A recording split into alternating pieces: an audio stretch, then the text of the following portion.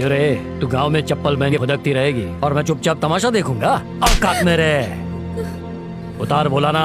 अगर मुझे जाने नहीं दिया ना तो यही चप्पल से मारूंगी तुझे। चुप तेरी। अब अगर तूने खुद नहीं उतारा तो मैं अपने हाथों से उतारूंगा। नहीं भैया, इसे मत मारो। ये मुनिया चप्पल उतार देना। चल जल्दी कर। इसके सर पे रख दे। मैं रख रही हूँ भैया।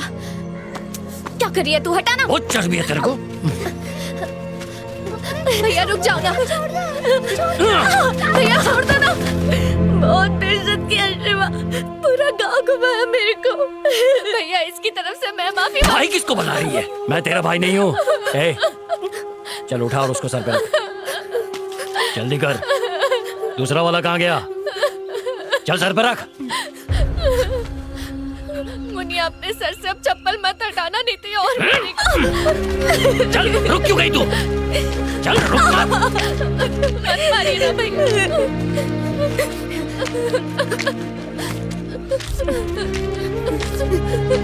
बगीचे में टहल रही है क्या?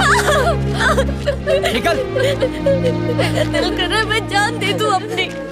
इतनी बुरी तरह से तो कोई जानवर को भी नहीं मारता है। पूरा गांव तमाशा देख रहा था, किसी ने भी उसको रोकने की कोशिश नहीं की शिवा।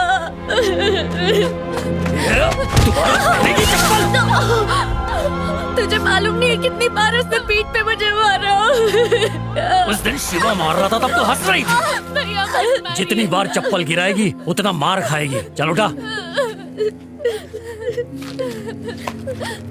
और भागते हुए निकल।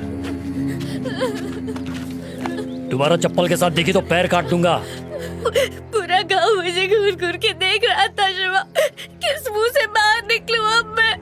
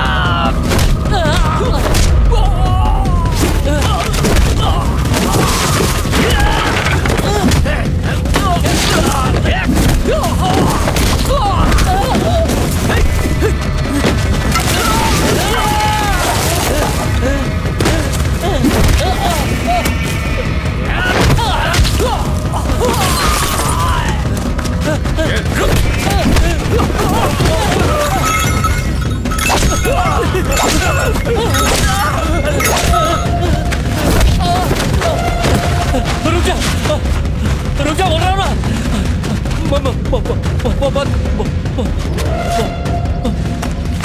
देख, चप्पल से मारा ना तो अच्छा नहीं होगा। अगर चप्पल पहने तो मारेगा। मार मुझे। चप्पल पहना। बच्चों जाओ मुनिया को बुलाओ। हाँ चल बुलाते हैं।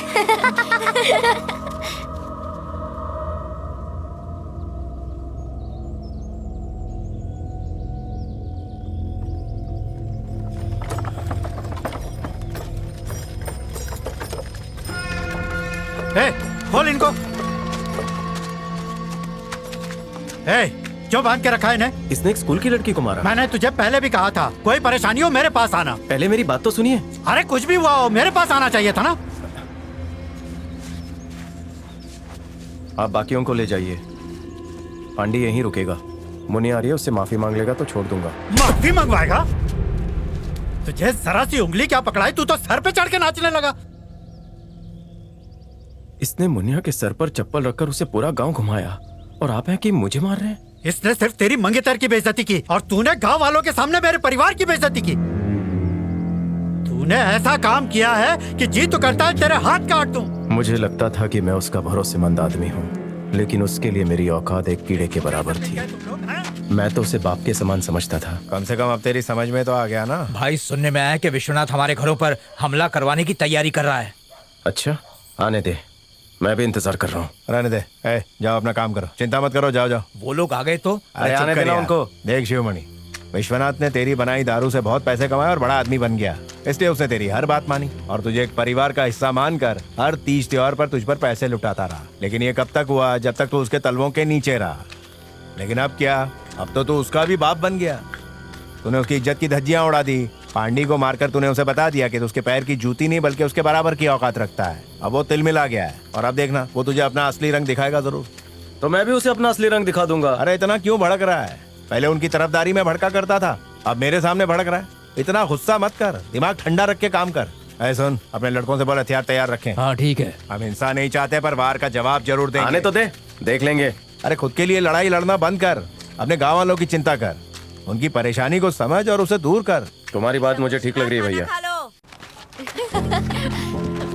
हाँ मैं आज तो बहुत मजा आएगा।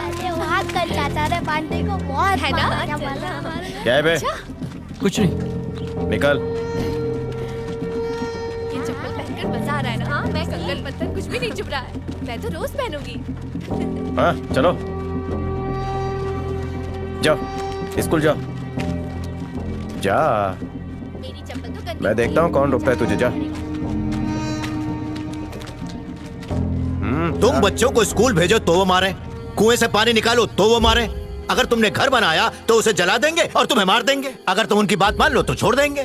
तुमने उनकी बराबरी की तो वो तुम्हारी बेइज्जती कर देंगे। ये सब कुछ बदलना होगा और इसके लिए जमीन अपने नाम करनी होगी। वकील साहब, उसके लिए हमें जमीन खरीदनी होगी और खरीदने के लिए हमारे पास पैसे कहाँ है? जमीन खरीदने को कौन बोल रहा है? अरे वो जमीन आप ही की है जिसपे आपने सालों से अपना खून पसीना एक किया है। अंग्रेज वो जमीन देकर गए थे आपको। मैं ये नहीं कहता कि सब लोग बेईमान हैं, लेकिन जिन्होंने बेईमानी की है उन्हें सबक सिखाकर जमीन लेनी होगी। वकील साहब, अंग्रेज वो जमीन हमारे बाप दादाओं को देकर गए थे, लेकिन कर्जे के बदले विश्वनाथ ने वो जमीन अपने नाम कर ली। अब हम क्या कर सकते हैं? समझाओ इन्हें। देखो चाचा, वो जमीनें हमारे गांव के लोगों की है। उस जमीन को हम आपस में खरीद या बेच सकते हैं, उसे बाहर वाला नहीं हथिया सकता। और अगर ऐसा करता है तो गैर कानूनी है। तो इसलिए इस जमीन के असली दस्तावेज रजिस्ट्रार के दफ्तर से ढूंढकर निकालने होंगे। उसके बाद जमीन हमारी हो जाएगी क्या? अरे बिना लड़े तो आजादी भी नहीं मिली थी। जमीन के कागज जब तक नहीं मिल जाते हमारा विरोध जारी रहेगा। तुम्हारा हक तुम्हें मिलकर ही रहेगा।